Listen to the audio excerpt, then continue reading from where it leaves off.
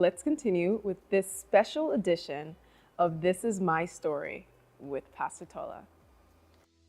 And as you heard this, what was going through your mind? Were you confident? Did you have a lot of faith at that time, or you're still unsure? I was okay. I was okay. I didn't have any trepidation at all because I knew who was speaking. you know, honestly, I tell people today, honestly, the best gift you can give yourself is to hear God speak to you as a believer.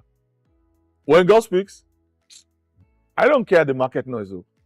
I don't care who is talking. I don't care who is making noise. When God has spoken, I know who has spoken, unless I didn't hear him well. Anyway, so I knew it was God. Mm-hmm. So I knew we had to make, this thing very fast. So eventually, we left Nigeria. But I was still doing my business, trying to be shuttling because I had not heard anything from God about whether I should stop doing the bit or this is what I should do. Ministry had not even come in. So when we got here, I remember then I went to the general overseer of RCCG and I said to him, God has spoken to me to travel to America. And he said to me, when you get there, can you help with our church? At that time, Jesus House DC was just established.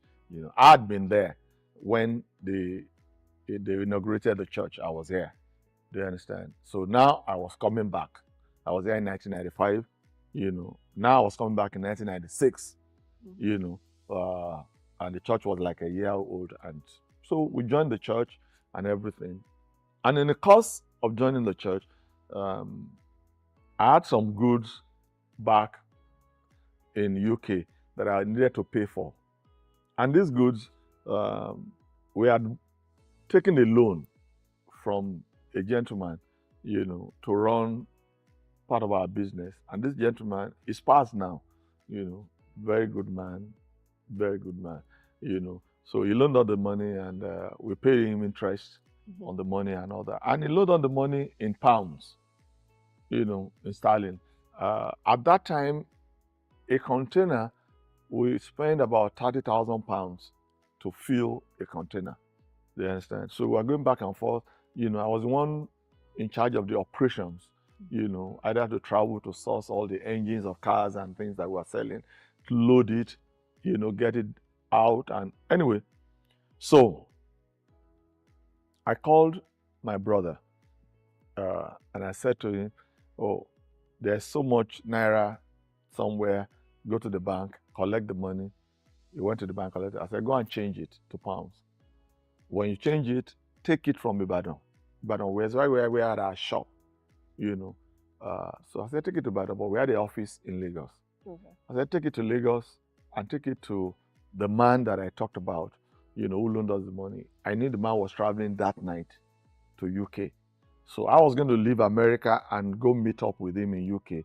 Then I'll collect the money, So he said, fine. I said, make sure you do what I said. He said, fine. So he was at the bureau to change. You are changing the money. So evening time, I called the man about 6 o'clock. I knew the flight was about 12 midnight, 11:30. I said, oh, sir, do you have our money now? He said, what money? I said, my brother was supposed to bring the money to you. He finished transaction about 10 a.m. Lagos to Ibadan. It's not whatever. I had a driver and a car, that was going to take him, that's my brother, to this man. He said, he has not seen anybody. So I called my brother. I said, what happened? The man said, where are you? He said it was in Ibadan. I said, doing what? I said, so what happened to the money? He said he gave the money to the driver. Oh.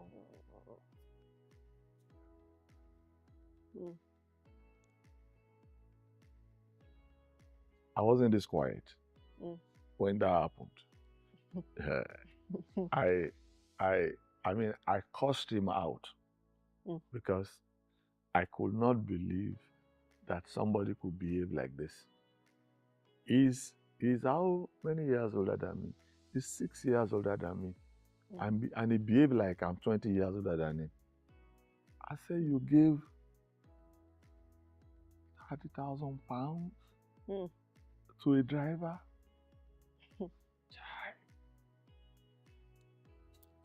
That was the end of that money. Mm. We never saw the driver again. The driver just parked the car somewhere, Wow. And he bolted away with the money. The following day, I bought a ticket. Ticket I was going to use to London. I changed it. Boom. I went to Nigeria. It was a one-way ticket that could take me back to Nigeria. So I got to Nigeria. I looked everywhere where I could, the guarantors of nothing. So I I now went to camp. A camp is a prayer place for the former denomination that I was in. So I rented a room, and I started praying. I just said, I need to talk to God on this. This one, I know God knows, and nothing takes God by surprise. So I wanted to know, why did this happen? What happened?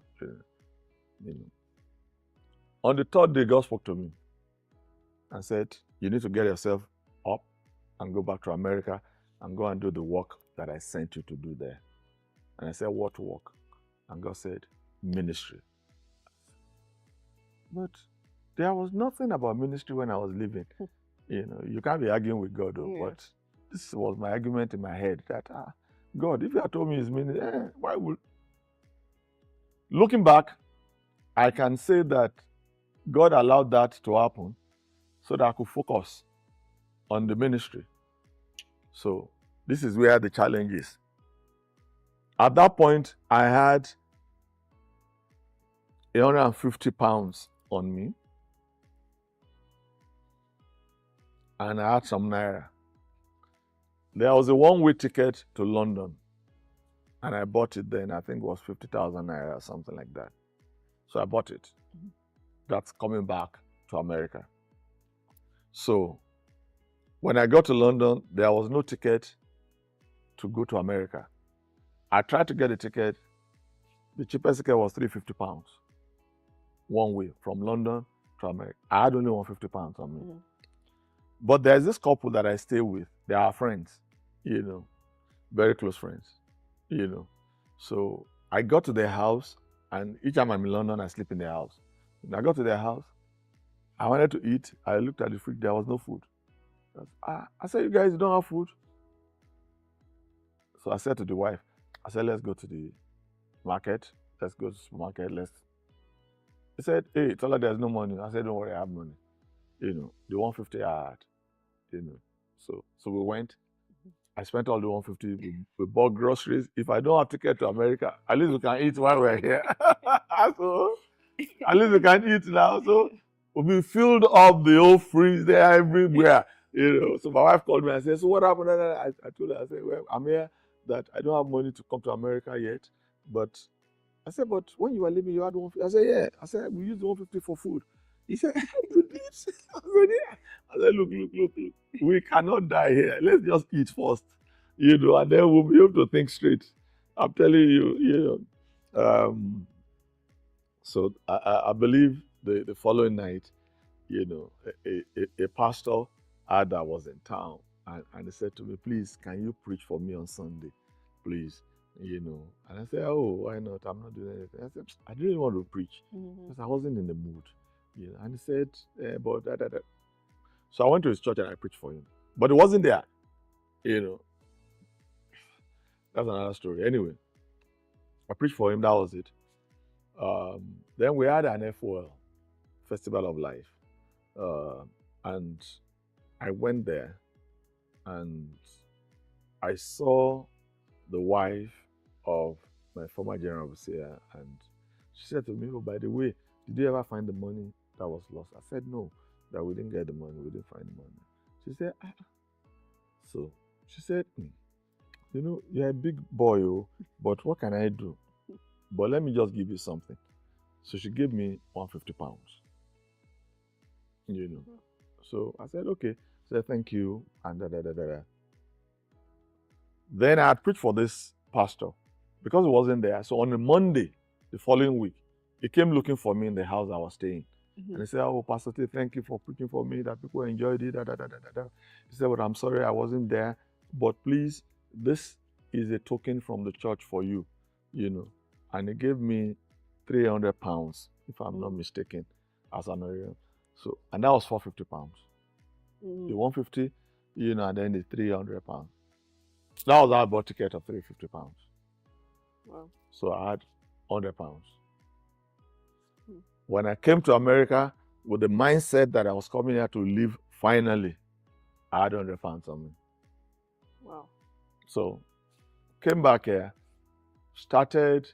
Now, at this point, I knew God wanted me to start a church at this point, So I went to the General Overseer, of the denomination then. And I said to him, "Oh, sir, God has spoken to me and this, I want him to start a church." And he said, "Oh, that would be good, So one day, Pastor Gandhi, who is the KBC now, called me and he said to me, "Oh, Tola, I think it would be nice for you to start a church in Baltimore." I'd never been to Baltimore. I didn't know Baltimore. The church was in Silver Spring, where I was helping out, assisting Pastor Gandhi then. When we got here, we used to live in DC. From DC, we now came to Silver Spring. That's a whole story on its own, but I don't want, maybe I should just leave all that one, So eventually, he said to me, Baltimore. I said, no problems, So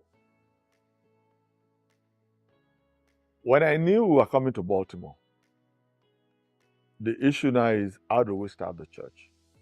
At that time, the church in Silver Spring was about 2 years old.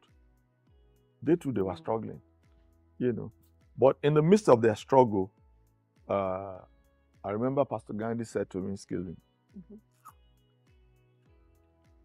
no, our pastor in Nigeria, Pastor Tony, had come in and he said, "Oh, Tola, we don't really know what you want to do. We are not sure if God has called you to pastor or to preach or whatever." He said, "But what we'll try and do is that let's try and see if we can set you up to start a church.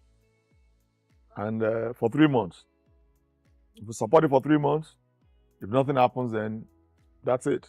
And everybody moved their way. I said, okay. So this church was started on an experiment of 3 months. We're 28 now, years now. So the church in DC, of course, they didn't have money. They didn't have resources or anything. But the pastor said, okay, we'll support you every month, So they give us allowance every month for 3 months.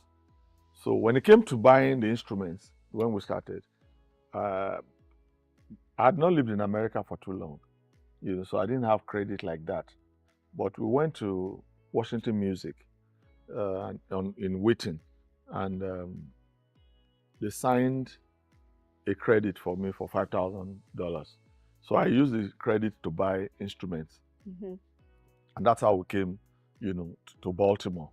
And the church started. Now, from the day the church started, I knew God was into this. I knew what God was in it. And the challenge for me was, what message are you giving me, God, to preach? And God said to me, use your life story and use how I've brought you this far to encourage people also to know that if they trust me, I can take them to levels they would never, they'd never thought of.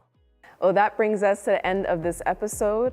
A huge thank you to Pastor Tola for sharing such powerful and personal stories with us.